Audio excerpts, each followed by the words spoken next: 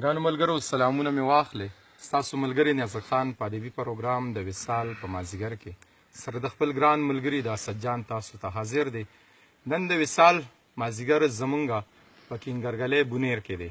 دلته زمونږ یو ګران مشر چې په بهر هیواد دوبۍ کې ژوند تیروي او په مختلفو هیوادونو باندې ګرځي، نن یې دغه 10-12 ورځې خپل کلي ته راوړي دي او مونږ خبر شو چې باچا صاحب را رسېدلی دی او باچا صاحب همیشه غوښتنه کوله چې نیازک خانه چېرته زموږ کلي ته هم راچکر شه. نن د وصال مازدیګر دلته کینګرګلې بونیر ته مو په دغې هیله باندې راوړی وو چې د باچا صاحب سره کینو او خبرې اترې وکړو. خو کله چې د هغوی سره د هغوی په حجره کې ناست وو نو زموږ سره دلته ډېر د قدر وړ ملګري چې د هغوی به ځینې نومونه هم تاسو ته وایم، بیا هغوی سره مو ډېرې ښکلې ښکلې خبرې وکړې، ډېر ښکلې ښکلې شعرونه مو واورېده.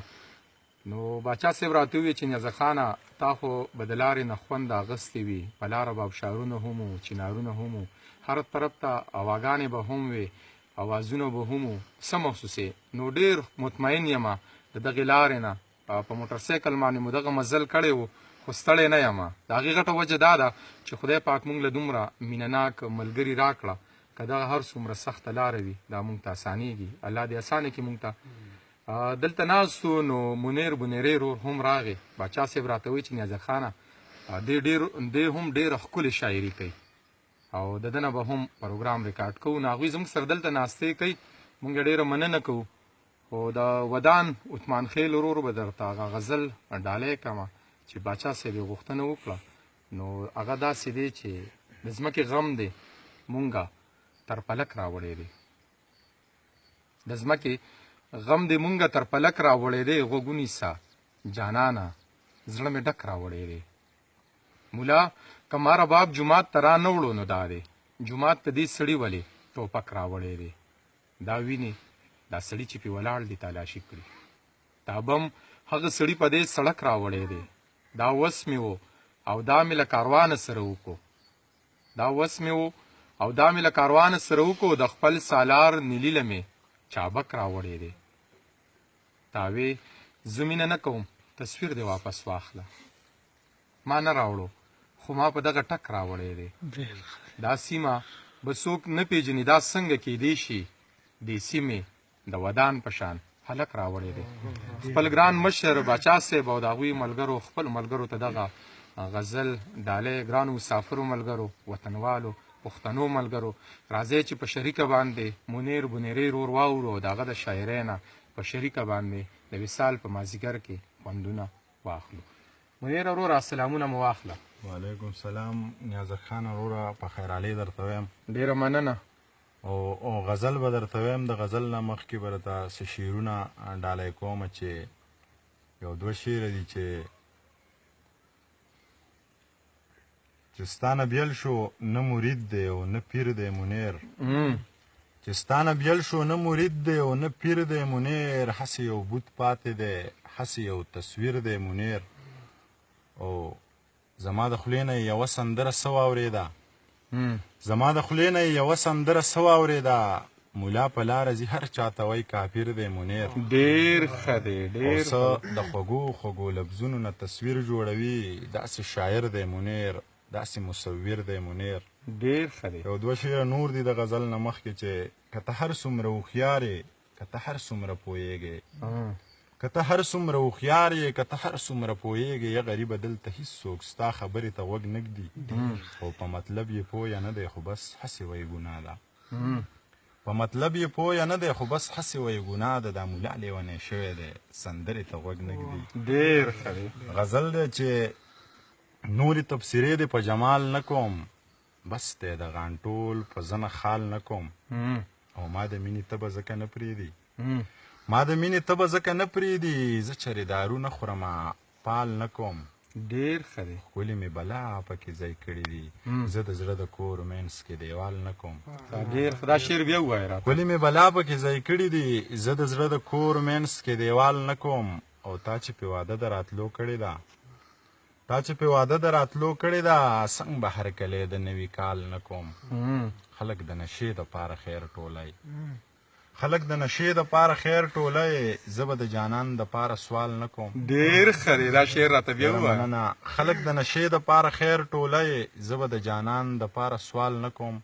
ویلې دا منیر لیونی شوی دی، ویلې دا منیر لیونی شوی دی، زه چاله ګلونه په رومال نه کوم. ډېر ښه دی، ډېر ښه دی. ګرانو ملګرو، منیر ورور مو واورېدو، خو د اول خان ملګري راته هغه دوه شعر را په زړه کېږي او دغه به د خپل ناستو ملګرو ته او باچا صاحب ته ډالۍ کړمه. اول خان ارمان وایي چې بونیر د پیر بابا نه ستا د مخه ما لیدلې. ډېر ښه دی. بونیر د پیر بابا نه ستا د مخه ما لیدلې، زه دلته یو هندوله تعویزونو له راتلم.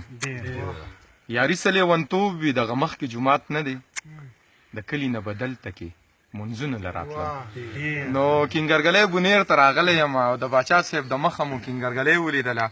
نو راځئ چې د منیر رور نه څو شعرونه یا غزل بل هم واورو او د وصال په مازدیګر کې ترې په شریکه باندې خوندونه واخلو. منیر وروره، زموږ دغه مسافر ملګرو ته، وطنوالو ملګرو ته څو شعرونه نور ووایه، موږ به هم خوشحاله شو او د هغوی د ژوند یو څو ګړی پې د خوند رنګ تېرېږي نو هغوی به هم خوشحاله شي. ډېره مننه.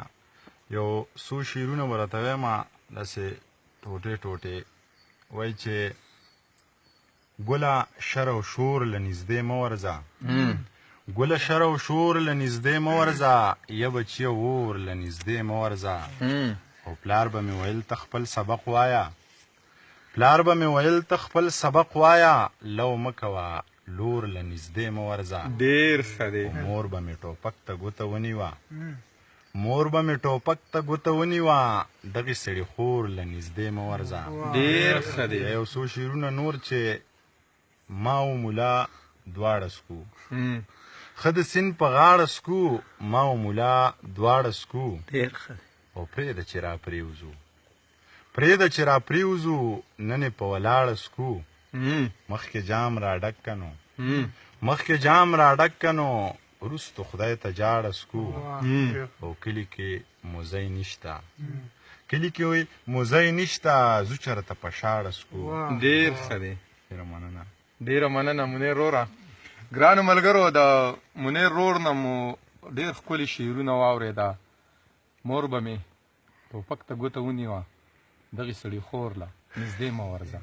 ډېر زړه پورې شعر، ډېر لوی پیغام زموږ د پښتون ولس دپاره. الله دې وکړي چې د منیر دغه پیغام زموږ په پښتون ولس کې په هر بچي کې پیدا شي او د دغه ټوپک نه ځان وساتي. الله دې وکړي چې زموږ په وطن امن راشي. الله دې وکړي چې زموږ په وطن رزق ډېر شي او دغه مسافر ملګري خپل وطن ته راشي او د خپل ژوند دغه ورځې شپې په خپل وطن کې سبا کړي. خپل ملګري نیازه خان له سره د خپلو ګرانو ملګرو چې دلته زموږ سره ناستې کوي، موږ له ډېره زیاته مینه راکړه. زموږ سره دلته سمیع الله ارماني رور ناست دی، ډېره مننه یې کوو. سعید یوسفزی دی، یوسفزلي مجبور دی، احمد موسی سالار رور دی.